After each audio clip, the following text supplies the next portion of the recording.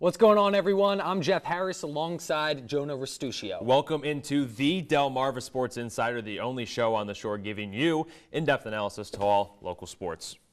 That's right, right here on the shore. And coming up on tonight's episode, the Shorebirds held their 2018 Hot Stove Banquet earlier this week. Actually, on Thursday, we take you inside the annual event in just a bit.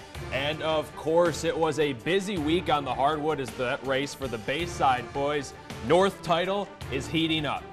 And both the Salisbury men and women were in action earlier this afternoon, trying to pick up much-needed wins on their home floor.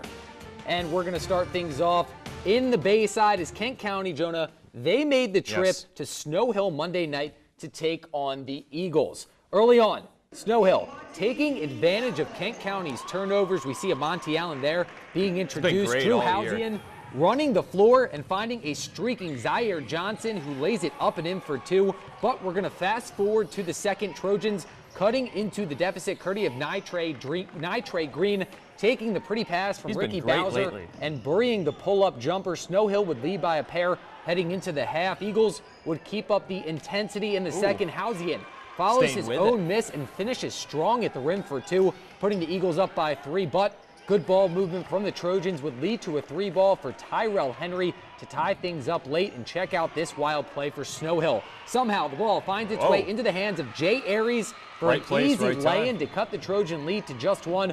But when you need clutch plays, Jonah, you turn to Jay-Sean Freeman. I think that's his name, right? The swing pass finds its way back to the sophomore, who buries the go-ahead three for the Trojans. Freeman drops 22 points, including 12 of the team's 17 in the fourth quarter. Kent County survives on the road 57-52.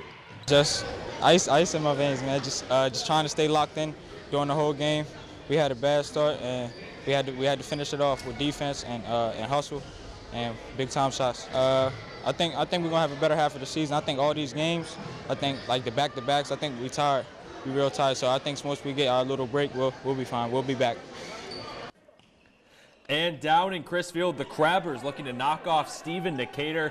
Trayvon Sterling splashing home the three from the corner. Crisfield, nice post play. They lead 24-23 at the half, and in the second half, Crisfield still on top of things. Cortre Fontaine finishes in transition. Crabbers lead by 13 in the fourth. You saw it right there, they're cooking, but when you're a veteran team like Decatur, you finish. Churchill bounce, slams it home off the nice feed from Tajim Woodland, and then into the fourth is where legends are made. Kevon Voiles and John Taylor taking over. 22 points combined from the two seniors in the final quarter as Decatur, they storm back. And then less than a minute to go, this is his signature move. John Taylor, spin and the pull-up from the free throw line to tie things up at 49. Then wild sequence here. Kevon Voiles with the finish off the steal, and then Woodland would steal it. So Decatur now up 4. Crisfield, though, not going away. After like I said, up 4 after the free throws. Ryan Waters from the parking lot with a second to go. Crabbers, they'd foul on the inbound. Voiles, he misses the free throw on purpose, and one last shot for Crisfield, but it's just short. Decatur, they hold on the road to take it 53-52. I mean, we just stepped up defensively, made a couple of stops, made a couple plays on offense, and then finished the game out. I told them that we needed energy, we needed to come back, just calm down. It wasn't over. It's not over till the last horn sounds, and we just play all the way through. To the Easiac as the Salisbury School traveled to Delmarva Christian for a conference matchup. One special fan there, really excited for this matchup. Time running out in the first quarter. Brock McCabe finds Josh Lewis, and he hits the three as the buzzer sounds, tying this one up at 8. In the second, Royals moving the ball pretty well and eventually finding Parker Giltner, who gets the shooter's bounce, give him the 3 on the shot, cutting the Dragons' lead to just 1 at the half. Second half, McCabe going to find Nate Zesby, who nails a 3 of his own. Then Giltner going to drive through some traffic, dishing off to Andrew Workman, who knocks down the short jumper in the paint. Fast forward to the fourth, though. Royals down 3 with 0.9 seconds left. Giltner with a chance. But his shot falls just short of the basket as the Salisbury School holds on by 3, topping Delmarva Christian 34-31. Well, Del Christian came out and started pressuring out front, pressuring our point guards. So we were having some trouble getting into our offensive sets. Then they hit a big 3 on an inbounds. So, you know, we knew that they were going to make a push at the end.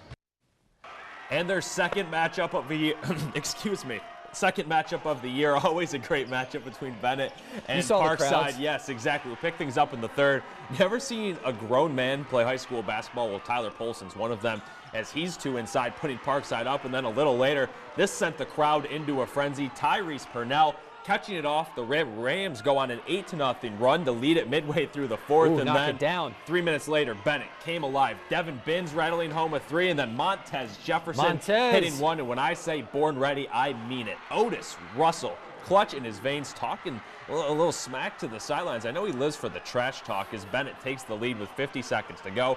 Parkside would find the answer with 35 seconds left off the miss. Jalen Deloach puts it back up and in, game tied with 8 seconds to go, but who else but Jefferson drives the lane, but a foul is called with 2.3 seconds left. The crowd doesn't know what to think. Jefferson, knock him down. He would knock home one, so Parkside with the last chance with 1.6 to go, and that is how it ends. Bennett, they hang on to win it 64-63, sweeping Parkside for the first time in 5 years. That was a pretty good game, Jonah. Yeah. And so was this one. We had another great finish at Y-High Tuesday night as the Indians were on the road taking on Washington. First quarter, Josh Sproul underrated. With a circus and 1 bobbles and finishes, count the bucket plus the foul. Y-High, though, responding out in the open court as Laquan Pettit gets a nifty layup of his own off the fast break. Indians, though, they would still trail. Washington, they would hang tough. Dorian Stevens pulls up from the top of the key. Jaguars would lead 34-31 heading into the locker room. Second half, Sproul getting the crowd amped up with a 2-handed slam out in the open court. Jaguars extending their lead to 5, but Y-High not going away. Down for most of the night, Jason Handy muscling up. You saw it there down low. Tie ball game with 5 minutes left. Then on the next possession, Pettit, 2 of his team high 26 on that layup to give the Indians the lead. And they would hold on from there, staying perfect at 16-0 after a 78-73 win over Washington. And up in Ridgely, we teased this, a big Bayside North tilt between Kent County and North Carolina. The Bulldogs coming out hot. David Bailey Jr., the football signee for Boston College, with 10 first quarter points, including that 3, as Caroline up 18-0. Then with 2 minutes to go in the first, the Trojans would finally score. Jay-Sean Freeman with the rebound and putback. North Carolina would be up 15 at the break, but Joey buckets. Joey Adams with the slash and 1 at the cup. Bulldogs go up as many as 25. Ooh.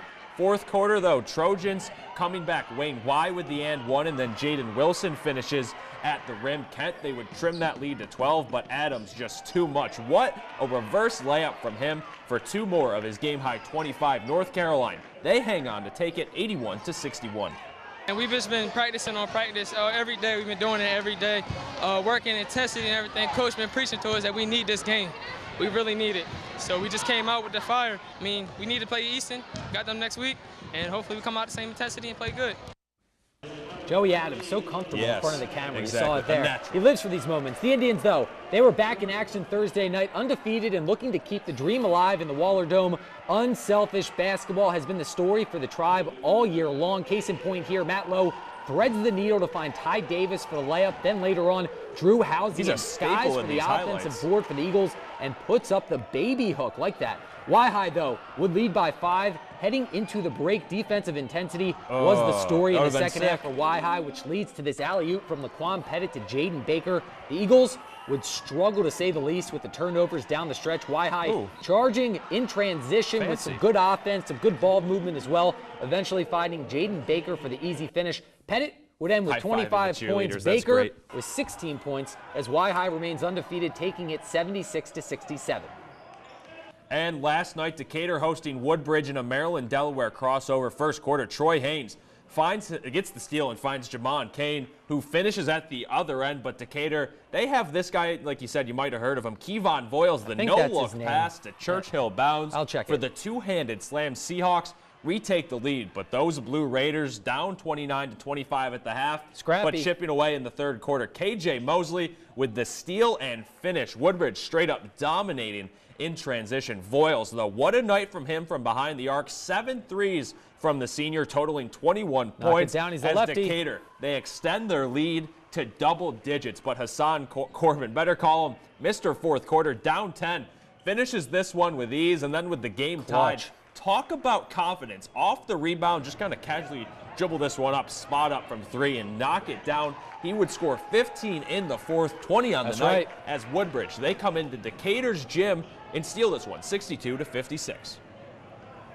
What a game. What a game it was. And when you were thinking about going in that game, you called the Woodbridge win. You had called it. So what, Decatur's unstoppable at home. They've really only lost once here in the last 3 years. What made you think Woodbridge was going to take that one? Woodbridge, you got to look at the team. You got to look at the intensity, of course. They know that. Yes. You're going into Decatur's gym. You know, as another team that's playing on the Eastern Shore, that Decatur has not lost very many games at home, of course, dropping that first one to Y-High a few weeks ago. So you come into this gym already with a chip on your shoulder. You want to take down this team, Bayside champions from a year ago. And, of course, you see what they did. And Decatur played well. Also, we're talking about Kevon Voiles, 7 3-pointers. That's not easy to do. But Hassan Corbin, let me tell you, he's something to keep an eye out for the rest of the season. But that's going to do it for now. When we return, it's the girls' turn on the hardwood. Don't go anywhere. You're watching Delmarva Sports Insider. I'm Justin Cohen. I'm from Chrisfield High School, and you're watching the Delmarva Sports Insider.